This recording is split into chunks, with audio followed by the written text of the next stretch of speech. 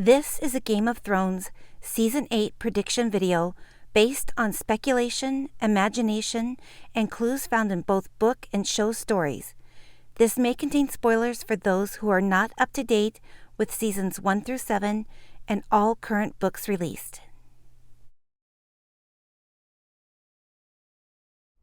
Hi, I'm Raylene, and welcome to Khaleesi Clues. This will be the fourth in a series of Game of Thrones Season 8 prediction videos that I am making for my channel. If you're trying to watch in order, you may want to stop, go back and watch Tyrion's Secret Pact. The second one was Jaime and the Return of the Blackfish, followed up with Cersei's Zombie Baby. And this video will be picking up pretty much where my last video left off, which was in the Crypts of Winterfell. It may have a little bit of review to it in the beginning, but then it should kick in. So if you don't like any type of review, you may want to fast forward just a bit. And I'm going to try and hit you with my right hook this time. So make sure you sit down, relax, don't freak out, and hopefully you really enjoy the video, because I am enjoying making them and I'm really excited to get them out. So with all of that said, let's get started. Before I got started on the video, I wanted to mention a possible book clue that dawned on me the other day. I've only read that part of the book like 1,000 times, and every time I've walked away with the same assumption. It's part of Bran's vision that he sees when he has fallen and is still unconscious, so I won't read the whole thing, just a small part. It goes something like this. There were shadows all around them. One shadow was dark as ash, with the terrible face of a hound. Another was armored like the sun, golden and beautiful. Over them both loomed a giant in armor made of stone. The first part is describing the hound, of course. The second part, I always assumed that the one that was armored like the sun, golden and beautiful, was referring to Jaime, but I could never figure out why he was seen as such a threat. Now I realize it was Cersei.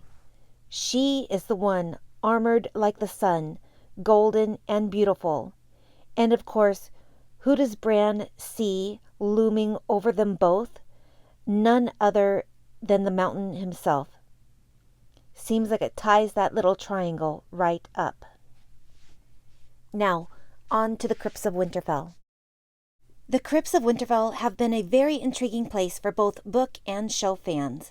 I can't imagine a place that would be more mysterious or even scarier than an actual huge underground crypt. A place full of statues of past Kings of Winter, Stark relatives, direwolf statues, and let's not forget all of the weapons displayed across the laps of the kings. The crypts were introduced to us in the first episode of the show and very early on in the books. There must be something of importance to them, even something more important than just the statue of Lyanna Stark in honor of her memory. Speaking of her statue, remember how angry Cersei became at Robert back in the very first episode? As soon as Robert arrived, he wanted to pay his respects to Lyanna, and also to Ned in a way. Cersei's words to Robert were, "We've been riding for a month, my love. Surely the dead can wait." I think Cersei will find out soon enough that the dead have waited long enough. Last season, we all watched as the Night King used Viserion to break down a section of the wall. The army of the dead is now on its path south. We can assume, with the clues provided from last season of Jon mentioning that if the wall should fall, the Last Hearth and Carhold will be the first castles in their path to come under attack. Plus the nice visual aerial shot they gave us of the formation of the army of the dead shaped in what looks like a direwolf. This was most definitely a big clue of what their destination may actually be, at least for the time being. Winterfell is definitely going to come under attack once again this season. I think they will be dealing with an attack from 3 different forces. Those forces being the army of the dead, Cersei's army, and the Golden Company. They will be faced with at least 2 and possibly even all 3 at one time. As I have stated in my previous videos, that I believe Cersei will lead her troops north to Winterfell. I do not believe she will actually lead her troops into battle, as for an example like we have seen Jon with his troops in the past. I imagine something more along the lines of what we have seen by Sansa or Lyanna Mormont's role during the Battle of the Bastards. Cersei's plan that I have revealed so far in my previous predictions was number 1, retrieving Tyrion, and the second was attacking Winterfell when the opportunity arises. I believe that opportunity will become available once the Last Hearth and Carhold come under attack. I believe Dany will definitely take off with the dragons to go to their defense or even as a rescue or scouting mission. I fear that they may not even find out about the attack until after the Night King is already finished. We have to remember, Dany and Jon are unaware that the wall has been breached, and most importantly, that the Night King has her dragon Viserion. That news is going to be heartbreaking for Dany. She considers those dragons as her children. The thought of the Night King riding her dragon, knowing good and well that she will have to face, fight, and kill her own child in a field of battle, is going to be a bit overwhelming. Sadness and anger being first and foremost of all the many emotions that she's going to be experiencing. And just like I had mentioned for Cersei, Dany is also going to be pregnant. What comes with pregnancy? Hormones. I can't imagine anything worse than a ticked-off, hormonal, fire-breathing dragon queen. Seriously, people, just get out of her way. I would assume that Bran will be the one who informs them of the Night King's breach of the wall and possibly the attack of the other castles. I think the Ravens delivering any news at this point is going to be near impossible. They will all be aware that Winterfell will be the next target, and so siege measures will begin to be implemented. Just like we've seen in Season 2, where Bran, Rickon, Osha, and Odor had hidden and took shelter in the crypts when the Ironborn and the Boltons had attacked Winterfell, we will see the crypts used as shelter once again. The people I would expect to see in the crypts would be the very young, the old, sick, or even disabled. Sansa and Bran will definitely be in there, but I would think all who are able to fight will be doing just that, defending Winterfell. At times I think surely they will have somebody in the crypts to help protect Bran and Sansa among the others sheltered there. But then I also think, would Brienne of Tarth really stay sheltered in a crypt knowing that young boys and girls are up there fighting the fight? I don't think she could. I don't know. Maybe you all can help me make up my mind about it. Brienne has swore an oath to Lady Catelyn to protect her children, and we all know how faithful she is to her oath.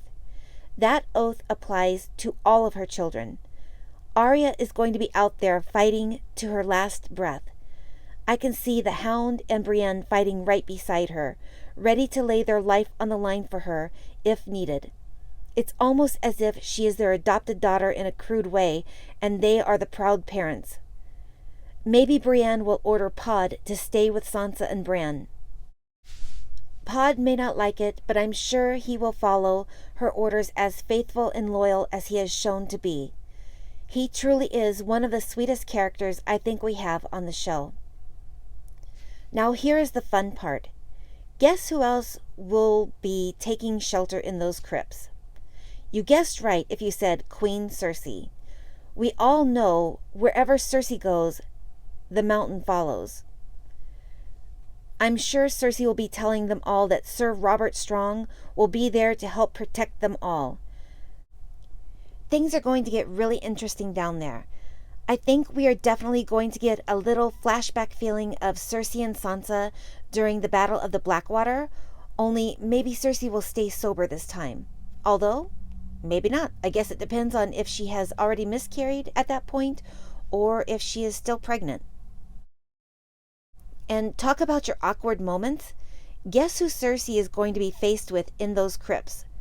Cersei is going to have to come face to face with a skeleton from her past, someone she has hated even though she has long been dead and gone, Lady Lyanna Stark.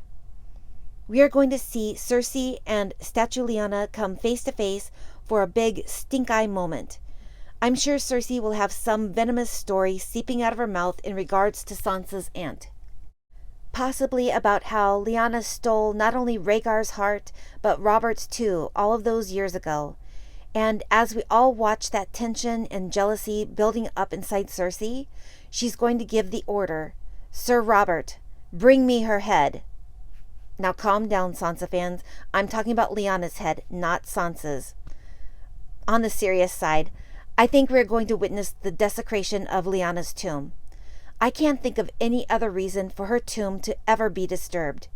There has been so many people speculating and questioning whether or not Ned placed anything within her tomb to prove Jon is Rhaegar's legitimate son. The question has always been, if he did, how would it ever be discovered? Well, now is the time, people. If Ned put anything in her tomb, it was in the mindset that it would never be discovered. Seriously, what better hiding place than her tomb? It's not like he is going to leave a letter to Jon telling him, "Oh, by the way, I know we never got that chance to talk about your mom, but bombshell, not only am I not your dad, but your aunt is your mom. Now, after you've had time to swallow that hard pill, I've left a secret surprise for you, proving it to the world that you are the rightful king. But first, you've got to destroy your newfound mother's tomb." Yeah, I don't see that happening. But if there is anything there, whatever it may be, a sword, a crown, a harp, wedding cloak, document, a dragon egg. And by the way, Ned, that egg was supposed to go in his crib. His crib, Ned, not her crypt. Jeez, clean your ears out, dude. Apparently Q-tips are not readily handy or even invented yet. Besides, you just gotta know, Cersei would just be dying to give her one good push to send her falling to the ground, just like we seen Jaime give Bran a good push out the window. Just think about all the ancient Roman and Egyptian statues and monuments that have been desecrated, defaced, or destroyed by the opposing forces during the past wars in history. Who knows? Maybe there will be absolutely nothing there, just one big gotcha moment set up by George R.R. Martin or Dan and Dave, leading us to believe all of these years that there may be something hidden. Even if there is nothing there at that particular spot, it doesn't mean that all hope is lost. Like I said, there is something special about the crypts, but that's a subject deserving its own video alone.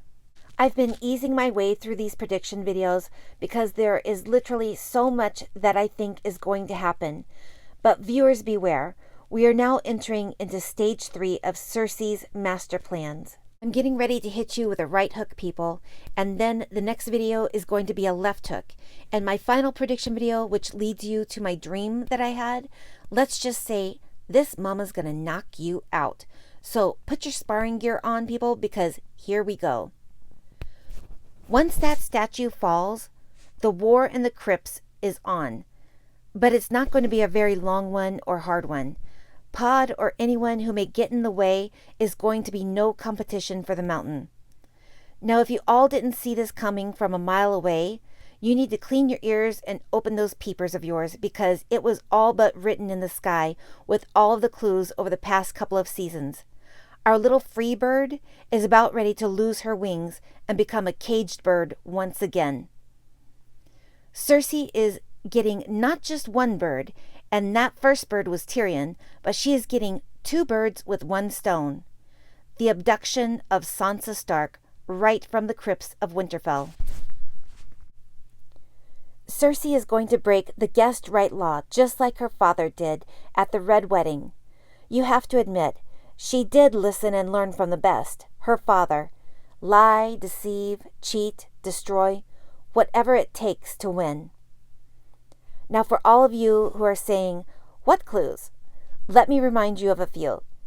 Last season, we had the scene where Aria came back to Winterfell and had the comical confrontation with the guards, only to slip away from them while they were arguing.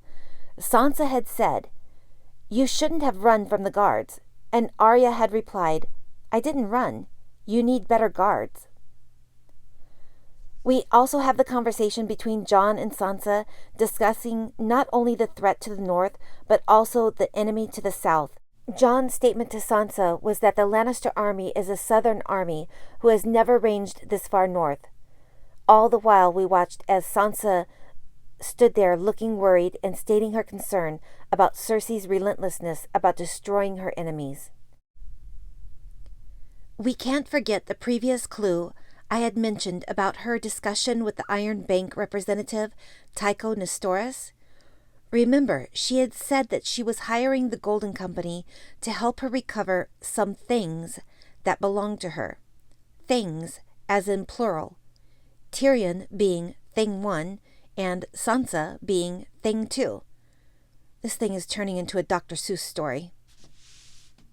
Finally, we have last season in episode 6, Sansa received an invitation to King's Landing, delivered to her by Maester Wolkan. That was the deciding factor that made Sansa send Lady Brienne in her place to King's Landing. Sansa and Brienne's conversation really foreshadows her abduction. Sansa tells Brienne, "I will not set foot in King's Landing while Cersei Lannister is queen. If they want another Stark prisoner, they can come take me." There is no one in the crypts that will be able to stop it from happening. I know some may think that Bran will see it coming in his visions. Maybe he does, but doesn't stop it from actually happening. Or maybe he'll be out of commission for the most part, eyes white, plugged into the visions, trying to see and fight the real threat at hand, the Night King and the army of the dead. Like Kinvara said, everyone is who they are and where they are for a reason. Terrible things happen for a reason. This may very well be one of those things. While all of that chaos is going on in Winterfell, the Mad Queen and her mountain, and maybe whatever forces of hers remains, will slip away and ride south to the safety of King's Landing, or possibly even jump aboard Euron's ship and sail to safety. Although, in all reality, I don't think Cersei would even trust Euron to be on a ship. I think, he could possibly even throw her and the mountain overboard at that point. But this is a good stopping point, so I'm going to end it here for now. Next video up is the left hook, so be prepared. Until then, please hit the like button if you enjoyed this video. If you would like, you can subscribe to my channel and hit the notification bell, so hopefully you won't miss any of my new videos. Thank you again to all of my subscribers. I really enjoyed talking with all of you. Leave me any thoughts or ideas that you may have in the comments. I just want you all to know that I get these videos out as fast as I am able. When I am quiet on my channel, it is because I'm either out of town or being creative, working as much as I can on my channel. I try to respond to each and every one of the comments, even if it is a simple thank you. I hope you all enjoy my videos and have a wonderful day.